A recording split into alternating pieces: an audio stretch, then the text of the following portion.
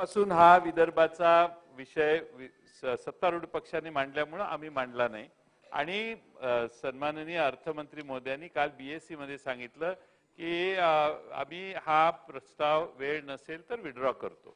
आता अध्यक्ष महोदय अजून हाऊस सभागृह संपलेलं नाही त्यामुळे ऑर्डर ऑफ द डे मध्ये आजही आहे आणि त्याची चर्चा होणार आहे असं गृहीत धरून आम्ही सगळे बसून आहोत आणि तो आता चर्चा होणारच आहे सभागृहात. तुम्ही मांडला किंवा आम्ही तुम्ही जो विषय मांडला आता 10 दिवसाचं अधिवेशन घ्यायचं आणि तिकडून 2 प्रस्ताव इकडून 1 प्रस्ताव किंवा इकडनं 2 प्रस्ताव तिकडनं 1 एवढं लिमिटेड काळात म्हणून आम्ही म्हणत होतो की 1 महिना अधिवेशन घ्या. नागपूरचे आम्हाला हवा जास्ती दिवस हे करण्यासाठी द्या आणि आपण 2 मिनिटं माझं झालेलं नाही दोघात बसून ठरवा कोण बोलायचं.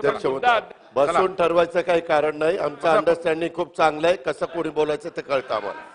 अध्यक्ष महोदय यामध्ये काल कामकाज सल्लागार समितीमध्ये त्याच्यामध्ये वेळ तिथं कमी होता. अंतिम आठवडा प्रस्ताव काल आला त्यावेळेस विरोधी पक्षाला कळलेलं होतं की बाबा अधिवेशन संपणार आहे. त्यांनी सांगायला पाहिजे होतं अध्यक्षाला की आम्हाला अंतिम आठवडा प्रस्ताव द्यायचा नाही.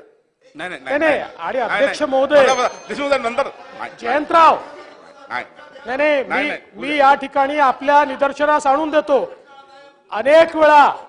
आता आपण जसा पहिला आपण प्रस्ताव दिला आमचा प्रस्ताव हा शेतकऱ्यांबद्दल होता तरी तुम्ही दिला ना शेतकऱ्यांचा प्रस्ताव.